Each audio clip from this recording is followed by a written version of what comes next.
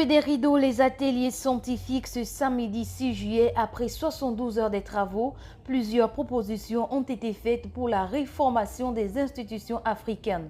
Les institutions que nous avons, qui s'appellent la CEMAC, qui s'appellent la CEDEAO ou autres, qui s'appellent l'Union africaine, ce sont des institutions qui sont au niveau des États, mais ces institutions s'articulent sur un terrain, sur une réalité humaine, sociale, qui ne devrait pas être oubliée. En réalité, la CEDEAO, c'est l'Afrique de l'Ouest, d'accord, mais les populations étaient là bien avant cette CEDEAO. Mais donc ces relations sociales, ces relations humaines qui existent au niveau des populations de la CEMAC, comme des populations de la CEDEAO et au-delà, elles sont des relations dont il faut tenir compte avant justement de prendre quelques décisions politiques à caractère bureaucratique qui consistent par exemple à dire nous fermons les frontières ou nous suspendons ci, nous suspendons ça, un peu à l'aveuglette.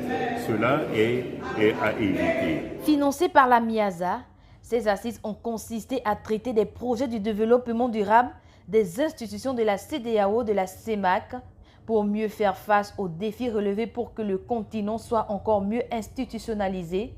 Mais il faut mettre en musique des recommandations sorties de ces activités scientifiques. Ce qui se passe au niveau de la CEDEAO est beaucoup plus en avance que sur ce qui se passe au niveau de la CEMAC. Au niveau de la CEDEAO, on parle de frontières qui sont traversées, on parle de passeports communs. Tout ça, c'est réel. Hein. Il y a des passeports CEDEAO, il y a des gens qui traversent les frontières. Et nous n'en sommes pas encore là au niveau de la CEMAC. Et ce qu'on veut dire, c'est qu'il est plus que temps, au jour d'aujourd'hui, en 2024, partout en Afrique, qu'on réfléchisse à ces questions-là. Ce n'est plus le temps de la réflexion, qu'on mette en œuvre ce qu'on croit et qu'on réclame depuis des décennies et qui n'est pas encore fait au niveau de la CEMAC.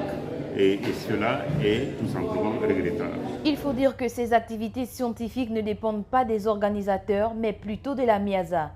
Espérons que de telles assises seront encore d'actualité pour le rayonnement de l'Afrique.